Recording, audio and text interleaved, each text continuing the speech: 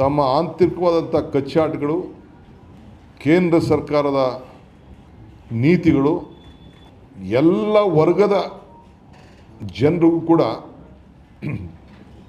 ಒಂದು ವರ್ಗ ಅಂತ ಹೇಳಂಗಿಲ್ಲ. ಎಲ್ಲ ನೀವು ಯಾವುದೇ ವರ್ಗ ತೆಗೆದುಕೊಳ್ಳಿ.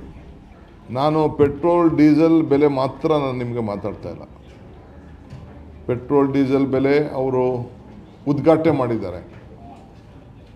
ಅವರ ಕೇಂದ್ರ ಸರ್ಕಾರ ಇವರು ಯಾತ್ರೆ ಮಾಡೋಕ್ಕೆ ಹೊರಟ ದಿನ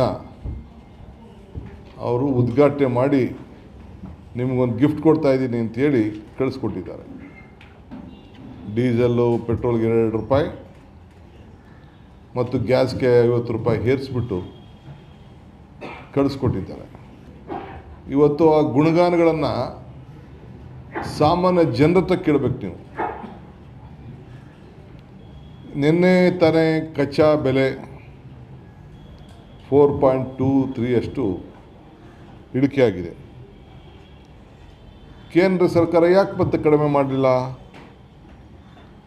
ಪೆಟ್ರೋಲ್ ಮೂಲ ಪ್ರತಿ ಲೀಟ್ರಿಗೆ 42.60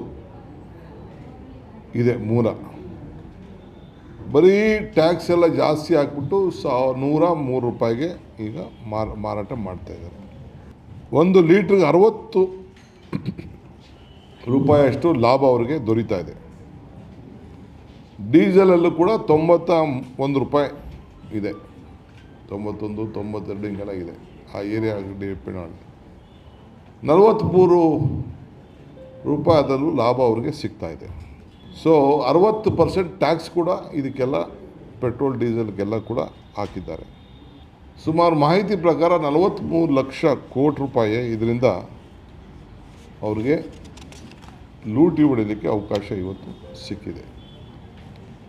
ಕೇಂದ್ರ ಸರ್ಕಾರದ ವಿರುದ್ಧ ಯಾತ್ರೆ ಅನ್ನೋದನ್ನ ನೀವು ಬೋರ್ಡ್ ಹಾಕೋಬೇಕು. ಹೇಳಿ ನೀವು